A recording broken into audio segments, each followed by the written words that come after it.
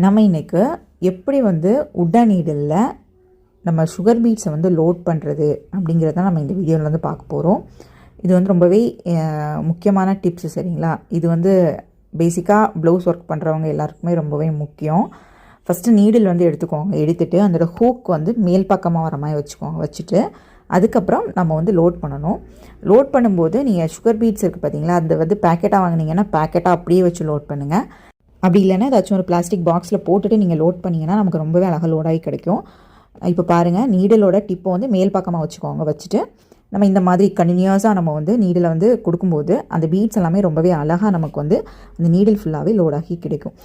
இது வந்து பார்த்திங்கன்னா நீங்கள் வந்து உட்டன் நீடிலையும் யூஸ் பண்ணிக்கலாம், இல்லைனா நார்மல் அயான் நீடிலில் இந்த மாதிரி நம்ம லோடிங் யூஸ் பண்ணுவோம்ல, அந்த நீடிலுமே இதே சேம் மெத்தட் நீங்கள் யூஸ் பண்ணிங்கன்னா ரொம்பவே அழகாக இந்த மாதிரி நம்ம வந்து பீட்ஸ் வந்து லோட் பண்ணிக்கலாம். இந்த மாதிரி லோட் பண்ணிவிட்டு நம்ம வந்து ஒர்க் பண்ணும்போது ரொம்பவே ஈஸியாக இருக்கும், நமக்கு ஒர்க்குமே ரொம்பவே ஸ்பீடாக முடிஞ்ச மாதிரி இருக்கும். அதனால் இந்த டிப்ஸை வந்து ஃபாலோ பண்ணி பாருங்கள். உங்களுக்கு லோட் பண்ணுறதுக்கும் ஈஸியாக இருக்கும், ஒர்க்கிங்குமே நமக்கு வந்து ரொம்பவே சூப்பராக சீக்கிரமாக முடிஞ்சிடும். இந்த வீடியோ உங்களுக்கு பிடிச்சிருந்துச்சுன்னா இந்த வீடியோவை லைக் பண்ணுங்கள், கமெண்ட் பண்ணுங்கள், வீடியோவை ஷேர் பண்ணுங்கள். இன்னும் ஏதாச்சும் டிப்ஸ் வேணும்னா கமெண்ட் பண்ணுங்கள். தேங்க்யூ.